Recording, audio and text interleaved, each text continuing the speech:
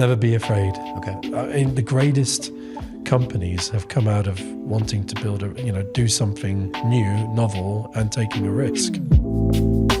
Welcome to the third episode of Voices in Compliance. I'm Jason Thomas, co-founder of Alexander Barnes, and today we are lucky enough to have CCO of eCommPay, Willem Wellinghoff. Welcome, Willem. Than's for having me. And how are you? You okay? Fantastic, thank you. Good. On a cold morning, but yeah, no, it's all good, thanks. How was your commute? All right, it's not too bad. It's about 2 hours door to door to the office in the morning, but yeah, it's all good. Good, man. Well, thanks for coming on. Just wanted to start by asking you, well, first of all, how's things with eCommPay at the moment? Are you guys busy? Are you working on any exciting projects at the moment? Well, very much so. We're in this really kind of what I would call the growth phase. Yep. We've been around for 13 years, so we've had a very lucky ride in terms of being able to withstand all the storms. But we're in this really nice growth phase with a lot of good focus, a great team behind it, and very ambitious plans over the next coming years. Amazing. So, yeah. And where are you guys operating at the moment? Which sort of locations? We've got our HQ on Old Street in London, tech hub. But at the same time, we've got offices in Cyprus, in Limassol, Nicosia, the two beautiful hubs, Old Town and Beach Central, so to speak. But we've also got an amazing office in Riga, in Latvia. Nice. So, not too far from Old Town. But yeah, it's a lovely place to be. Good. Awesome. Yeah. And a couple of things we're seeing at the moment, we're seeing lots of different trends within like financial crime and compliance when it comes to like restructures, cuts. Are you seeing that yourself? And what's your view on it? Yeah, I think the whole space is actually quite dynamic at the moment. I think there's been a lot of focus, especially kind of what's happened in the world of sanctions. There's been a lot of focus on it. There is no leeway. It's either you're wrong or you're right in that sense. But I would say just general financial crime, I think, there's a lot more focus on countries from a national risk assessment and, just the way things are just so borderless now in crime. You've got to be on it so quickly. It's so sophisticated now in terms of the crime that teams have to be very experienced. They've got to know exactly what they're looking at, and if you don't have the right people within your team, it can be a real risk. Yeah, okay, makes sense. Is there any restructures you see work better than others from your experience? What I would say is, from a person perspective, and I suppose this isn't right from every role, I think you've got to have a real kind of mindset of being curious, right? I think curiosity plays a very important role. So it's not just, what does the regulation say, or what does this say? It's about how do people actually do this, right? And understanding the mechanisms of how the crimes are committed and what the paths of that are, so that you actually know and can step in the footsteps of a criminal, so to speak, to be able to kind of try and preempt all of that to stop it. I mean, I'll give you a great example if you really want, but it's actually quite easy to spoof liveness tests if you know how to do it. So believe it or not, a very easy way of spoofing the liveness test is putting a small filter over the camera, and the cameras don't pick it up. So you could actually spoof it quite quickly. The only way you would actually know whether there is a filter over the webcam is by doing a small flash. And if the flash turns out that it's a blank screen, you know that there's a filter, so that they're spoofing it. Yeah, so really? There's you've got to know the techniques that criminals are applying, and it is becoming so sophisticated now, especially with the use of technology and AI. In particular, you've got to really be ahead of it. So, in terms of kind of people and talent, what I would look for in people is, are they not just applying the kind of regulatory mindset, but what have you done in terms of development, understanding the systems that are out there, and have you got an innovative mindset and approach? Makes sense.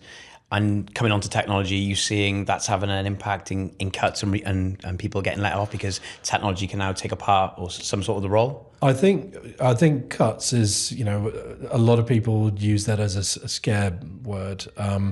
I think it's evolving. I think technology is definitely helping to be more efficient about things, but will it replace us? No, I don't think it will, especially like AI. There is still a room for error and bias, right? So you've got to have a human element that is still having some control over it, but it makes your role a lot more efficient, 100%. Do you look for people that have got more of an understanding of AI when you're interviewing and meeting candidates? I'm guessing you're looking for that. Yeah, totally. I think anyone, like I said before, for me, if you've got to have a curious mindset. So having a mindset towards innovation and, adaptive technologies, I think is important because we all have to ultimately work with it as well. But if I come back to like the customer expectations, whether it's retail, whether it's merchants, we work with merchants, right? And they want access to financial services as soon as possible, right? And I think the demands of the clientele and the customers are just, they want everything at their fingertips as soon as possible. So the only way you can really scale at pace is utilize innovation, technology, and the human element in one cohort very well together. Well, thank you for that.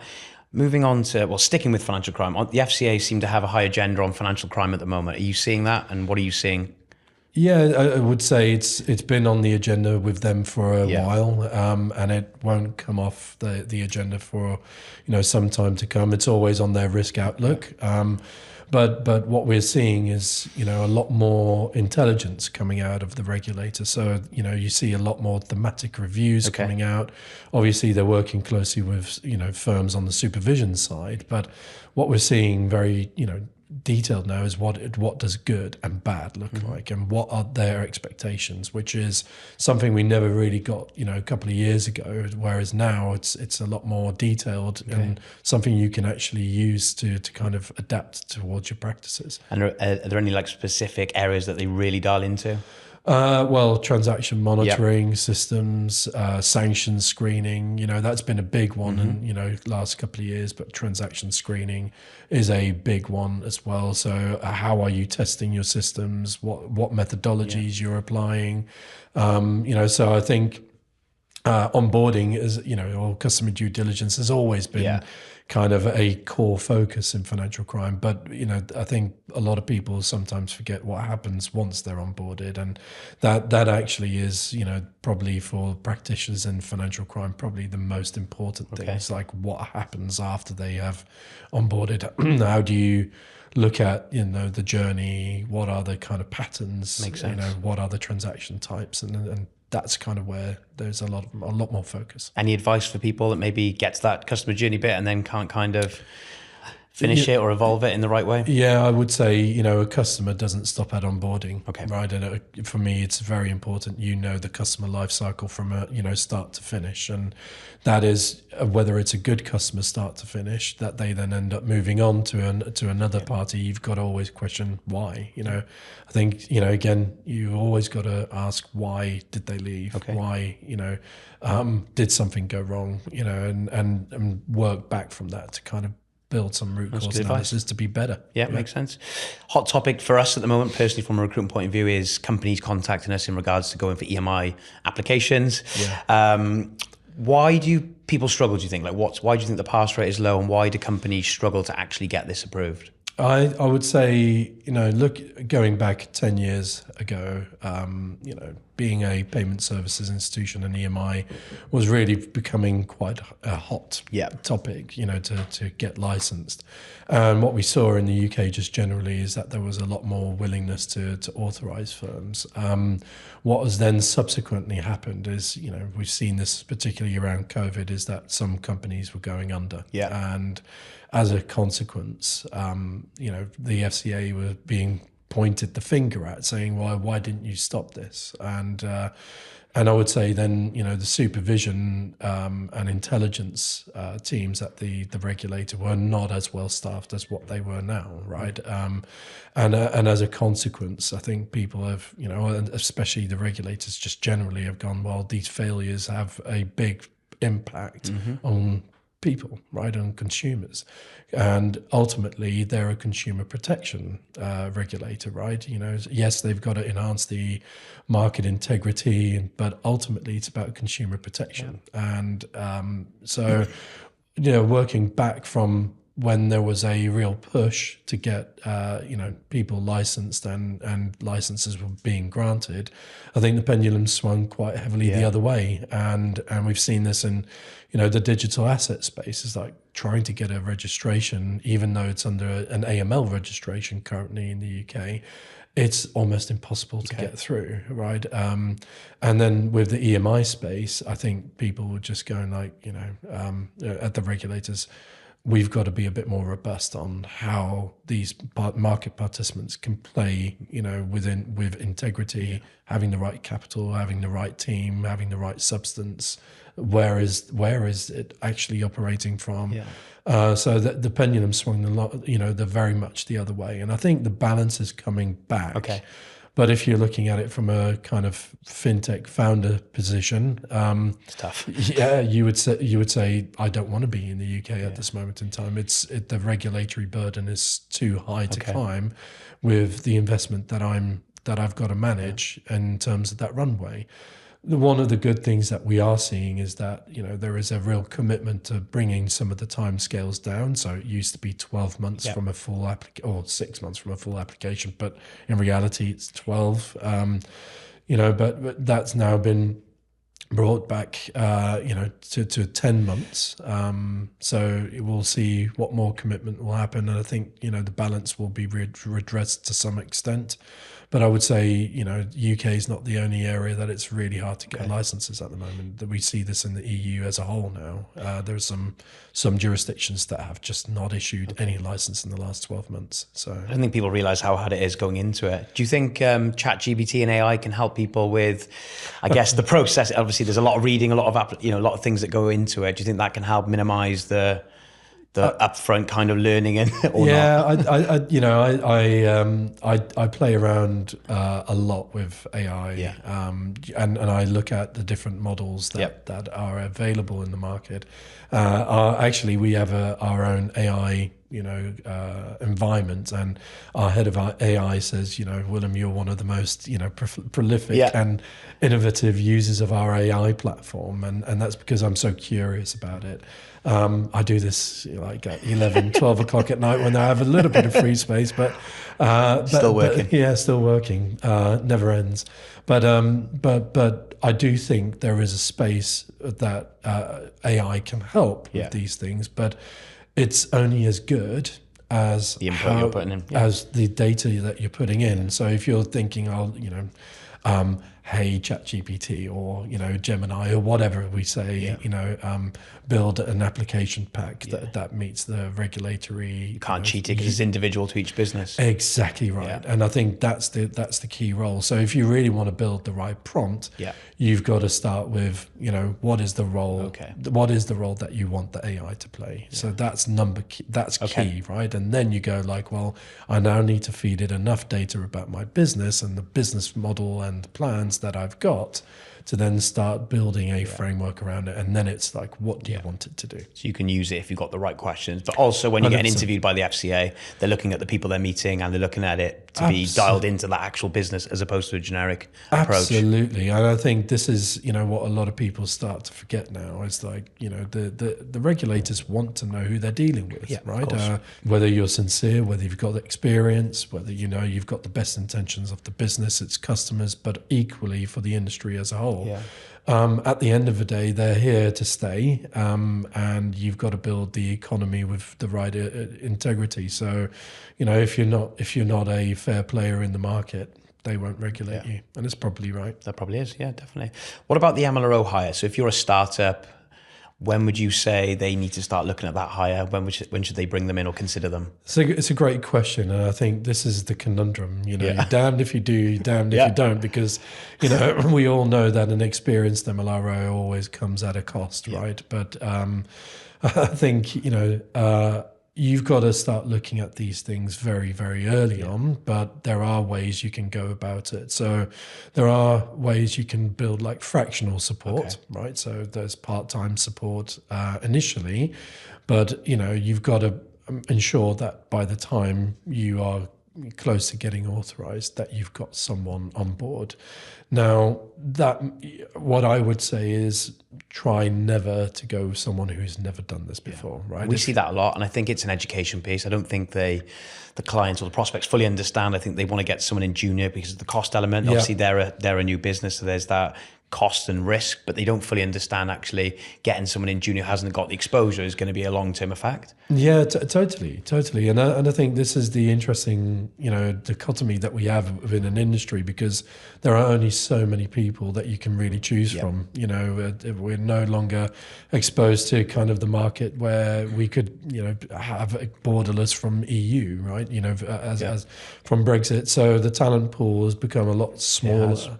And it's sometimes like finding a needle in a haystack for the right person, for the right role in the business that you want. Good people are getting looked after now even more than ever because it's hard to find them. And it's I think especially in fintech there is not necessarily kind of the early stages, but the kind of more developed stages, there are just generally good. It's about how do you treat your team. Definitely. And if your team aligns to that purpose, it's very hard to actually track them away. But I think it's a combination. So if you want to have someone who's fairly junior, who's inquisitive and wants to learn, they also need to have the right support behind that. So yes, you could have someone junior, but they're going to have to show that they are going to get the right qualifications, for example, ACAMS or ICA, those types of certifications, but also that they have, for example, external support that they can tap into to help them as well. Okay, good. What about the interim? Do you ever see that working when going for a license? There's a lot of companies that would contact us and they want to get an interim in as opposed to hiring a permanent person. Thoughts on that? I do see it working. And, I think if you're open and, transparent with the regulator, is that we don't have someone immediately on right now, but we have an interim to help us through the process, but with the intentions that we will make the hire at the point of authorization. I do think that there is space for that, right? Do you think they need to get the permanent person in before they get to the end of the process, or it may be one of the kind of authorization conditions. So what we're seeing as well is that regulators are saying, well, we'll give you this license and authorization, but subject to you meeting these conditions, which will get you through these threshold conditions, so to speak. And what do you think firms that are doing well and maybe got good relationships with the FCA, what would you say that they're doing maybe versus the ones that aren't performing well? I think, if you really want to build up a really good relationship with the regulator, it's all about openness, transparency, and getting to know who you're dealing with. And that actually is quite a difficult thing, right? So we're what I would say large enough where we have I wouldn't say a fixed supervisor, but we know who our supervisor is, and we have a regular dialogue with that person, I would say at least on a quarterly basis. Is that a lot? Well, I would say that that's probably the right thing for you to manage as a company, so that they know who what's going on within the business. And I think that's the difficult part when you're building up and scaling from scratch, is you don't necessarily know who you're dealing with at the regulator. But I think establishing a good relationship very early on, and also be very open and honest when things may not have gone down so well, when there are certain things where, there is a clear indicative breach that has had a massive impact. You've got to be open, right? And show that you are willing to take accountability, but also just don't go to them when the problems happened. It's too late. But or if something, I mean, we're all human. We're all working in an environment that nothing's ever perfect, right? Something is going to go wrong at some point in time. I don't think anyone would expect it otherwise. But I think when you do know when something has gone wrong, you just don't go to the regulator and say, hey, by the way, this has gone wrong. No, you've got to come with a plan, right? Okay. So you assess the kind of critical aspects of what has gone wrong. You question yourself, why has this gone wrong? And you come to the regulator quite promptly, but also show what you have done to ensure that you've addressed the risks, right? Because coming with the problem and you don't have a solution to it, will end Alarm up bells. getting much worse. Yeah, because that will spook them out and you go like, well, you don't know what you're doing. Sounds like working with someone internally, really building a good relationship with them. Obviously, if there's an issue, telling them, but having a solution, not waiting too long, because if you're obviously waiting too long and then having no solution, they're going to be concerned and not want to. Yeah, totally. I mean, if you really want to liken it to it's like a marriage, you've got to work on it. Okay. You go through ups and downs, 100%. But yeah, it's like a happy marriage is, is what they say, happy wife, happy life. I'll probably get challenged on that if I put that out there. But it is very much so that you've got to work on makes this. sense. That you can't just expect the world and expect a great relationship when you're not willing to build one. Okay. Anyone who's listening to this, is there any maybe top 3 tips you give a company that was going for an EMI or some sort of application in 2026? Yeah, totally. I think, there are some really good resources that the regulators make available, right? So, what do you want to have in your business plan, or what information needs to be in these business plans? Do your due diligence, speak to people in the industry, build that network. There are plenty of people, like myself, I'm always willing to, help people on those journeys. I think it's really important you build the relationships, and question, and lastly, question, why are you doing this, and what are you trying to do, and how are you going to do it? I think if you ask yourself those 3 questions, and you've got a really strong answer to these things, that actually works very well for you, because that knows your purpose. Yep. Which I think plays to every critical business. If you don't understand your why, what your purpose, then what are you doing it for, right? And then you go like, well, what am I actually doing based on that purpose, and how am I going to do it, and what's going to differentiate me from that person to that person? I think once you know how to build that, and with the connections and the network, and you pull upon the resources that the regulators have, those are the kind of 3 key things that I think would help you, make a successful application. Good setup. Thank you for that. What about the MLRO? Obviously, there's a lot of misconception about that role. Like, what do you think about it, and what do you sort of feel there? Right. I think we've done away now where compliance or even the MLRO function is seen as a role of business prevention officer, right? The BPOs of this world. But, I think you've got to look at this role as a slightly different role. It's about revenue protection. That's how I look at it, right? But it's the MLRO also has to be business enabling in mindset, right? You are there to allow a business to grow. You are there to enable business to grow, but you're also there to advise and put controls in place to ensure that the risks of financial crime don't happen, right? But can you get away with no crime happening at all? No, right? I think if you have that mindset, you might as well not be in business, right? So I think you've got to understand also what the business tolerance to these things is, and the MLRO plays a critical function in that, because with that mindset you can advise, these are the kind of things that we need to be aware of, these are the things that we've got to put in place, and if we don't, this is how this risk is going to look like when we've set the risk appetite as low. The other thing, what we do see, particularly in kind of early stage startups and growth, is that sanctions is also part of MLRO role, and sanctions is a really interesting one, because in reality you should probably split that out, because it's a very different framework. Whereas with sanctions, you cannot have a risk. You either comply or you don't, right? You comply or die, right? Simple as. Whereas with AML risks, you can still have some tolerance, but it's about what controls you put in place. Do you think it's more than ever important to build credibility internally with the team and the stakeholders for the MLRO to get buy-in? Totally. Again, it's about relationships. I think you've got to obviously understand every component of the business. I think that's a very important mindset. If you think you can just be in your own bubble and you do as I say, you're not going to make that work. I think it's really important you understand how the product works. And if you don't know how the product works, how are you going to advise on the controls, right? So understanding the product, understanding how operations want to interact with this.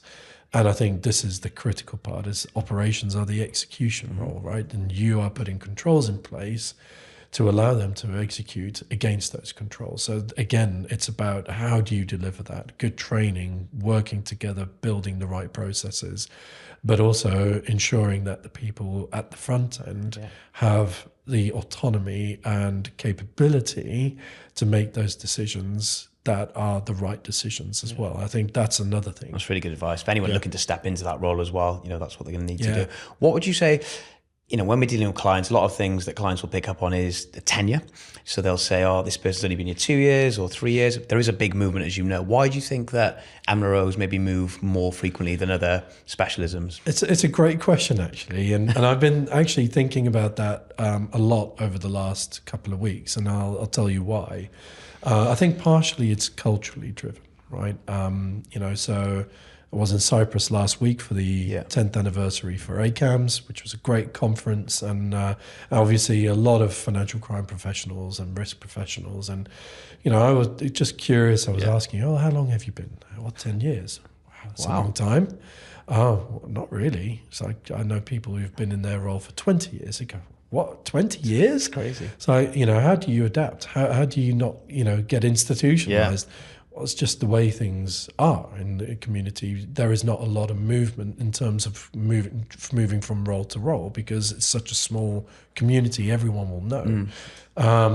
Whereas in the UK, the average tenure that you see is typically like 2.5, 3 years, so there's a lot of movement.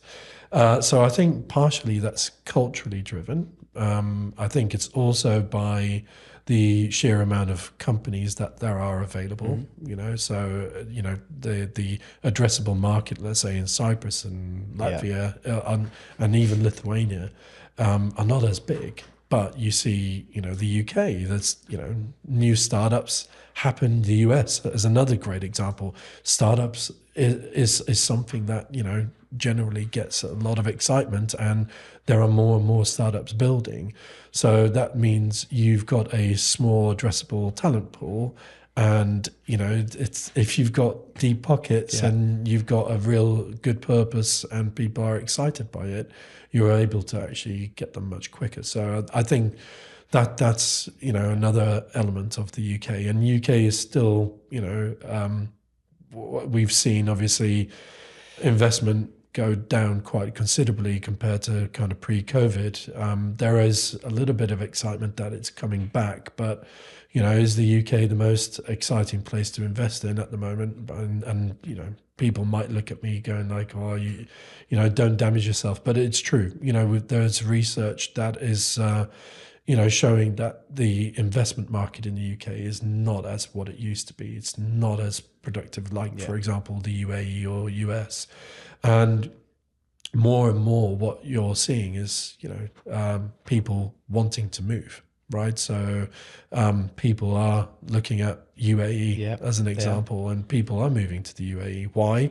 Because it's still a dynamic, heavily investable market, and the whole environment on the legal and the regulatory sector, as well as the kind of financial crime, is evolving at pace. You would want to be part of that if you're really progressive in mind. I think there's just so many companies now. I think there's so much investment. Companies are offering equity, stocks, RSUs. There's so much more opportunity. From your point of view, when you're hiring, then how do you kind of like grade candidates? If you get a CV, for example, and they've had 2 years, how do you kind of work out if they're the right fit? So I don't necessarily see job hopping as a bad thing. Okay. But one of the things that I obviously would ask is, what's made you make those jumps? And just be curious about, what is it that they want to bring themselves, right? So, I think it's very important that you invest the time in understanding their motivations for change, not just because they see a new shiny fit. Yeah. So to me, if people go like, well, I didn't really fit in, I just see another opportunity to go to another place. I would want to really understand why they're saying, why did you not fit in? What caused you to kind of have that feeling, right? And then you can sometimes see whether they were supported or not. And, for me, my team, are golden, right? Yeah. I'm so lucky to have such a great team, not only engaging, but, just very curious, and they have built a very high degree of trust. Yeah. What would you say the biggest challenges the MLRO deals with day to day then? I know there's lots of things, but are there any specific that you think that really they really have to struggle with or deal with? I think it's balance. Yeah.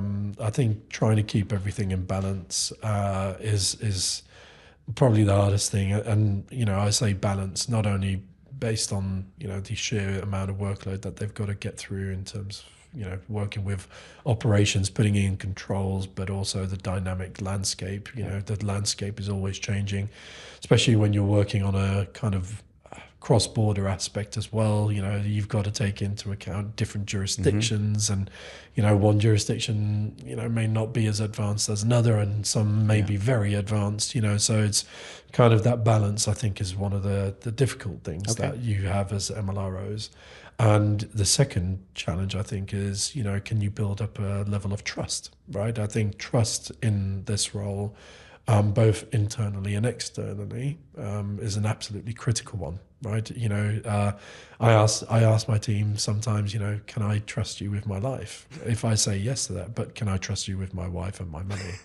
That's that's another thing, great, right? And if you can say yes to that, and they're extraordinarily good performers as well, then you've got your kind of key star. Sounds like you've got a great team. I've got very lucky. I've got a good team. Yes. What about people looking? There's so many candidates out there. We talk to all the time that want to make that step up. What would be the best piece of advice you'd give to someone maybe at a deputy level looking for that first MLRO job? Never be afraid. Okay.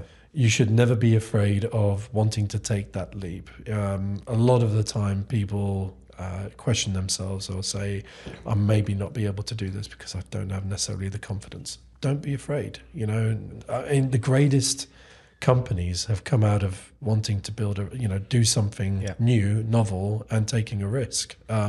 We see that in every great business. If you're not willing to put yourself out there, build up a little bit of confidence and being willing to take a chance, but also knowing that won't come just easily. You've got to really put some grit into it, and you've got to make some sacrifices if you want to take that step up. And I think that's a really critical component to all of it. Thank you. We're seeing a lot of candidates in the banking space that are really trying to move into fintech, into payments, into crypto. When you're hiring, how do you? Some people don't like it. Being honest, they think maybe banking people are stuck in the times. It's not as fast paced. What's the advice to those candidates, and do you interview and entertain candidates from that space? Well, I do. I certainly do. I would never say no to anyone. Quite frankly, it is though quite a challenge when you're dealing with people who have been in the banking sphere for such a long time, because they've been so used to the banking world, and they're big beasts. They don't move fast. There are very what some would say bureaucratic processes involved in kind of big banks. And I think for someone wanting to come out of the banking world and coming into a very fast-paced, agile fintech, the first thing you've got to try and get out of your mind is, this is how we used to do it, right? So you see this quite often. It's like, this is how we used to do it. And I think, and this is for everyone, right? Coming into a new role, try and avoid bringing the bias that you had from your previous place into it. I think keep an open mind. And just don't go off and say, oh, in this place, this is how we did it, because it rubs people up the wrong way, right? You're there because you want to build the trust and you want to build the brand and the company profile in the company you're at, and not because you've done what you've always done, right? And I think that's Yeah. Would you say that sometimes they can be used to a lot of process and things that are put in place for many, many years that have been there, and obviously coming into a newer fintech, not having that can be a challenge? I think yes, but it could also be a benefit, Okay. right? Because especially if things worked well and there were really good processes involved there and governance, Bring that in. you can bring that in, okay. right? So there's good experience you can bring in. So I wouldn't say I would discount those people at all. What about crypto then? Do you think it's fully landed yet, or do you think it's still kind of? I think it's people aren't sure? I think it's shaping, right? Yeah. I mean, it's a very interesting one to people who, you know, when I have these discussions as well, it's like, what do you think about crypto? Yeah. And most people go like, oh, this is a fad. This is, you know, a scam. And, you know, look at how many Bitcoin frauds there have happened, you know. Do you think we're moving away from that a bit? I do. I think the industry is shaping up a bit, you know, but I look at that with anything novel, right? You know, so I don't think of this just purely crypto. I think the same happens when e-money became a thing, right? You know, it started off with preloading cards, of course. you know, and people were like, oh, you know, I'm going to load a card, you know, that I don't even know of. And you look at the history of finance, the same thing happened in credit, right? So credit was not regulated, then it became regulated, and it took years for it to really properly get into the mainstream of regulation and, you know, and the practices it's evolved. I think the nature of crypto, I think a lot of people will question what's the purpose, and you know that's where I think people have become a little bit confused. And whether it's regulators, practitioners, you go like, well, you know, what would you use it for? And I think that there are now clearer than ever, you know, and it will continue to evolve, but clearer than ever reasons why crypto is starting to build. You know, so taking stablecoins. Yeah, I was just going to say, it's the hot topic for us. One of the key areas we're getting inquiries about stablecoins. Yeah. And I personally am, you know, quite excited about it. And, you know, I mean, I remember 3 years ago, I challenged the FCA at a conference going like, well, you know, let's take stablecoin or crypto as a payment method, right? You know, it's not an investment. Take it away from a traditional investment. If you were to use this as a payment instrument that would be able to be settled immediately, that's a use case when you don't, you know, you can have cross-border transactions happen just like that, right? As opposed to, you know, waiting 3 or 4 days for the funds to come through correspondent banking. And I see that now actually starting to happen. I mean, we see documents coming from the Bank of England talking about, you know, stablecoin settlement capabilities by issuing your own stablecoin token. Great, we're actually having these conversations now, but that means borders will become even, you know, smaller, and that means instant settlement. Therein comes its own risks, right? It's liquidity risk, fraud risk, and how do you pull upon, you know, that when something does go wrong? And I think that whole risk environment is going to be a very interesting one to come. Definitely a space to watch out on. 100%. What about crypto founders? Do you think there's anything that they're getting wrong when it comes to like regulation? Anything they need to start? Because I know they have all these ideas and things are moving fast, but I think there's maybe slight. Yeah, we have seen this. You know, I think the traditional kind of fintech startups, maybe they should go tech and then fin, because a lot of them, you know, come from a computing background, right? And you know, we can do this better than anyone. You know, is the mindset, and you know, why not utilize, you know, digital ledger technology, and you know, it's got more secure capabilities and protocols to be able to show that there is, you know, a very fast-paced way of making payments or whatever it is. You know, that's the mindset that they have. And, you know, I think, yes, you've got to have an appreciation of what you're getting yourself into in the markets that you're going into. And, yeah, that can be quite challenging at times. Thanks for that. A couple of closing questions. If you could change one regulation, what would it be? Change a regulation. If you had a magic wand. There are so many. I mean, we're in the UK particularly, we're in such a heavily regulated market.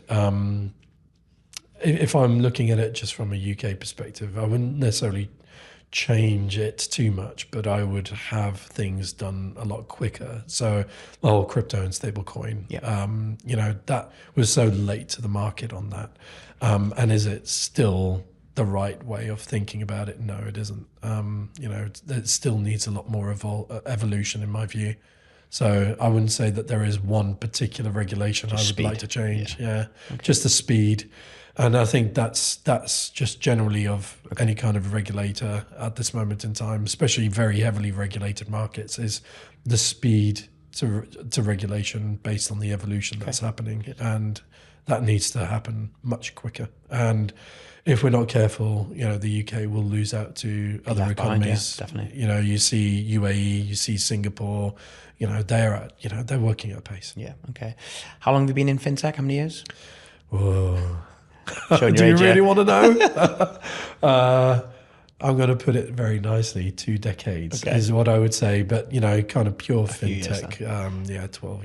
I was going to ask, how do you stay current? That's quite a long time that you've been in that space. How do you keep up and stay current within that market? I just love this market anyway, but I keep up to speed by looking at what's going on in the news. And this is more fintech news. There are great fintech, resources out there and magazines and digital magazines. I kind of built, and this is where I say, the AI space. I actually build my own queries using AI to look at, what are the regulators moving on in this particular space? What is this happening in kind of the fintech space just generally? Part of a great community of fintech founders as well that, you get some great insights on, from kind of how people are thinking, what's shaping their mind.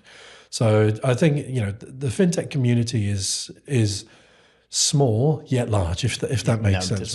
Because there is a lot of collaboration opportunities within it. And there are some great networks, there are great, conferences, but equally networks, free networks that you can get involved in.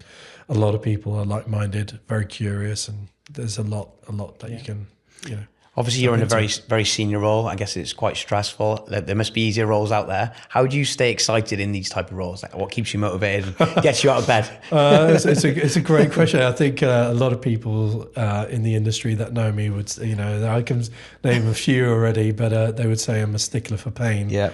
and a martyr. I like to go through the pain. The reality is I deeply care about, for example, look at it, eCommPay. Our purpose is, to build inclusive payments processing platforms for merchants and their customers. That's a purpose that is very well aligned to me, and I think that keeps me motivated. And I like to challenge the status quo. I'm never satisfied by just one thing. I would always want to see what happens next, and that gets me out and kind of getting me up in the morning. And then if I'm looking at it at a personal level, I've come from a family where my dad always challenged everything, and my dad was always challenging the status quo, never happy with one thing. I could always do things better. So he was very entrepreneurial and a real workhorse. I mean, God, I know him as a workaholic. And I guess that bug has rubbed off on me. And, ultimately I go like, well, I want to give my kids a bit more, a better life. And, for me, I do that for them as well. Brilliant. Love that answer. If you weren't in compliance, what would you be doing? Music. What would you actually be doing versus what you'd like to do? I would love to, be in music and develop tools for musicians. But I think, there's a lot that has now developed. So I probably missed that boat a little bit. But music is a great passion of mine. Amazing. And I play music, drums, guitar, and I think without it, I would never be able to escape, if that makes sense. And you're a big basketball fan? Very much so. Any sport?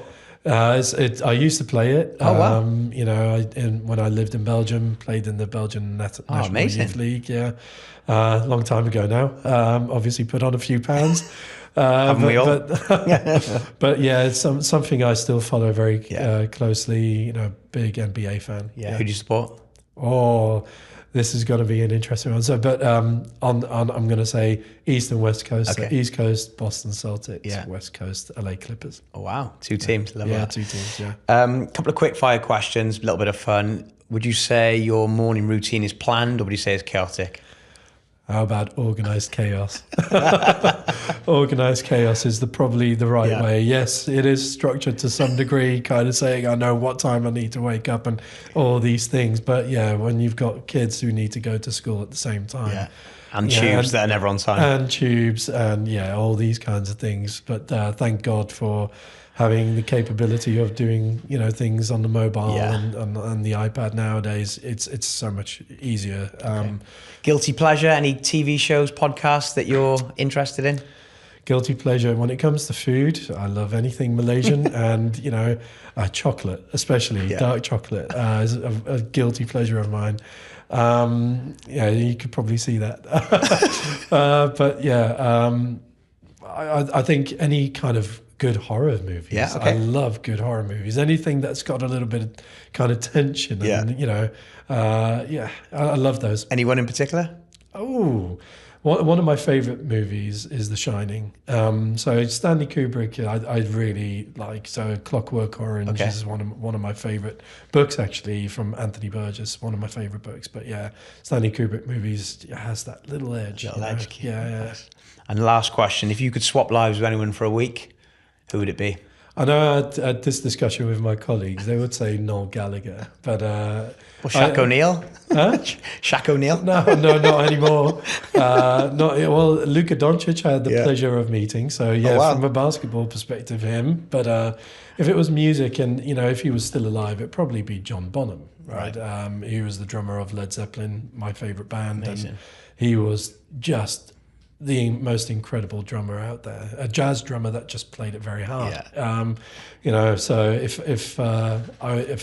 he was still alive and had the opportunity to be someone that played, back then, it would have been him. Well, thank you for that. Willem, pleasure having you on. Thanks really so much enjoyed for talking having to me. you. Thank you. Thank you.